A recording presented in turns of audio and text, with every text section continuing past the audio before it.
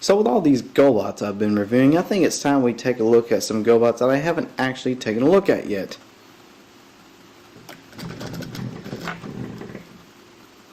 Super Gobots Leader-1 and Super Gobots Cycle. Yeah! Okay, I know I'm sort of cheating here a little bit by basically doing a review of, well, essentially these guys, but just upscaled. But see, here's the thing. These Super Gobots are actually completely new figures, even though they are modeled after the little guys. They definitely are. There are a lot of similarities between them, but they are technically completely unique figures. Psycho actually has the biggest alterations, but we'll come back to him. But let's take a look at Leader-1 first. So yeah, here they are. And you'll notice that their proportions are, pretty much the same. I mean, yeah, they are modeled after one another. Well, this one's modeled after that. They both have the, exact same articulation with the whole arms, doing all that stuff, and yeah, doing all that. But with all this being said, this is a completely unique figure. Because, well, first of all of his molding, all the sculpting and everything's a lot different. First of all, because the sculpting is like raised here, it's like textured, but this one here, it's like actually sculpted in there. The chest is slightly different. His arms are, completely different, and his proportions also seem to be a little different. This guy's proportions, he's a little bit more bulky. This guy seems to be a lot skinnier and taller, to say the least. And yeah, the design is definitely got a lot of similarities, but there's also a lot of differences. Like the arms, they ratchet now. And you can actually see the little ratchets in there. You can see them sort of working in there. Which, I mean, that little small touch.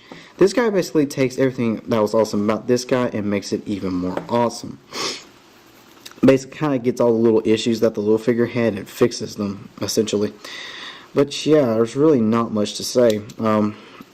Everything that was actually die-cast, I should point out, on the little guy is die-cast on this guy. So all this is all die-cast, so he's got some bulk to him. Same thing goes for the Leader-1 figure, or a Psykill figure, where all the pieces that were die-cast on the little guy are die-cast on the big one.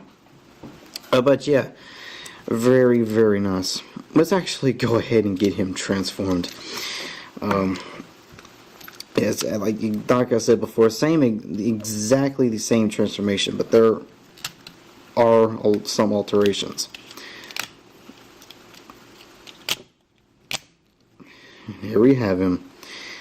Beautiful, beautiful jet mode. But this actually brings me to one of the biggest alterations. It's the fact that he actually has fold-out landing gear, which the little figure does not have. Fold those out, and there you have him. Yeah, very, very nice. Always lovely. It's actually got die-cast landing gear as well, which is really interesting. Let's actually go ahead and get the little guy transformed real quick. There we have him. Yeah, like I said, some little differences. Yeah, this one, the landing gear stays out. And it's something else that is pretty clear, is that the proportions on the bigger guy are a lot better. The little guy kind of has a problem with looking a little chubby, looking a little short and chunky. I think kind of fat, a little disproportionate. It seems to got a little bit of bulk going on to him. But the bigger guy, really, really sleek, really nice. Seems to have something that's really nice. Is there just like no rollback kibble going on here. You can kind of see his head in there, and there's like this hollow piece right here for his arm, or not arms, but for the cockpit to fold down correctly. But still, though, it's really, really impressive. Something I should point out: if you're actually going to buy one of these online, the same rules to the little guy apply, since the wings kind of work the same way. These have little ratchets in it, so they're not quite as prone, but you can still, if you ever do find them online like this. In fact, I actually got a really good example of this. Hold on a second. You can see on my blue Leader-1 that the wing doesn't really like to stay up. yeah, that's pretty much what I'm talking about with how the wings don't really like to stay up. And this guy's not in really good shape. He's missing his cockpit and everything. That's actually one of the main reasons I didn't include him in my last video. But yeah, really nice. Let's actually go ahead and get him transformed back. But even though he's got all these, even though these changes are definitely subtle, they're changes that are welcome. They're not major, but they definitely make a difference. I mean, this just, it takes a toy that's already pretty dang nice and just makes it even better. But yeah, there they are. And one thing that's weird is that these Super Gobots feel very, very large, but they're actually no bigger than an average deluxe figure. Let's actually go ahead now and take a look at Super Gobots Psykill. Okay, now this guy has a huge alteration from the little one. You'll notice that he doesn't have his tires on his shoulders like the little guy does. There's a pretty good reason for this. Turn him around, and you see his tires and his engine block are strapped to his back. This is a change that I really like. In fact, I really wish the little guy had the same thing, because it's really hard to, you know, pick up and really play with the small one, because you're always afraid you're going to end up, you know, misplacing these tiny little tires and the, you know, little engine that has absolutely no storage in robot mode. Just knocked him over. Let's just set him over here into the background to contemplate life. But yeah, other than that though, robot mode's pretty much the same thing. Articulation, well, there is one difference. His legs are individual instead of being sort of hinged together like on the little guy. And every hinge on this guy is a ratchet.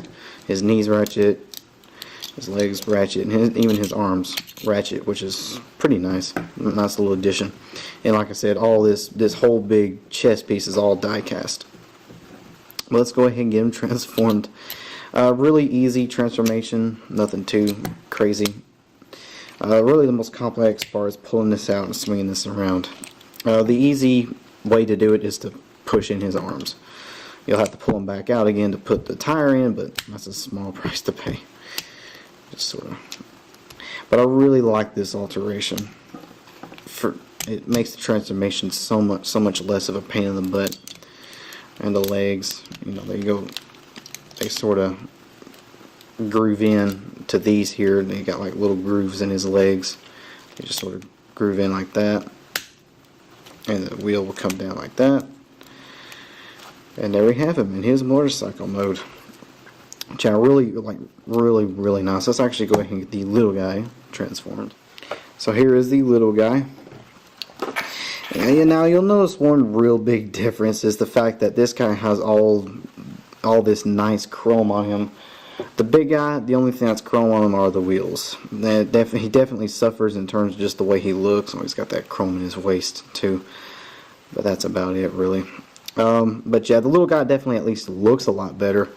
But in terms of actual playability, you know, this guy, you can't really play with him because, you know, he's going to fall apart on you. Like, you know, roll him around enough and he's actually staying together pretty good, but you get my point. He'll fall apart. But this guy here, you ain't got to worry about that.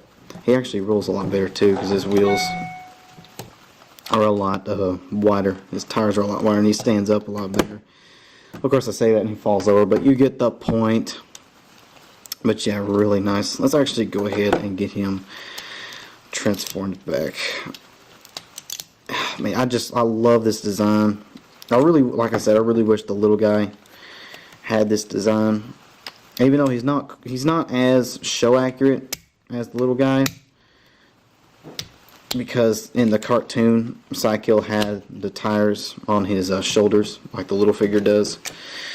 But well, I don't know why we complain about show accuracy, because the figures came before the cartoon did. Let's go ahead and get the little guy transformed real quick. And there we have them. But yeah, there they are. Very, very lovely. Like I said, I will say this much. The little guy definitely looks a lot better in terms of display and just, you know, as a display piece. He's actually worth, the funny thing is the little guy, is actually worth about as much, if not more, than the big guy is, mainly because of his little accessories and everything. And this guy, he doesn't actually have any accessories, at least none that I know of. Ugh. Just the whole engine thing. And the funny thing is, I actually really like the smaller size better. I've always liked these smaller figures over the real big guys. But the overall design of the big guys is just so nice. In fact, very superior. You know, it's a lot easier to play with, the side kill, a lot easier to play with the Leader-1. I mean, it's just such a big difference. You wouldn't think it'd be that big of a difference, but it really is. The little sticker on Psykill's knee is coming off. Lovely. But yeah, very, very nice. I definitely recommend picking these guys up. Even if you already have a Leader-1 and Psykill, like drop them like I do, it's still really lovely to have, the bigger guys.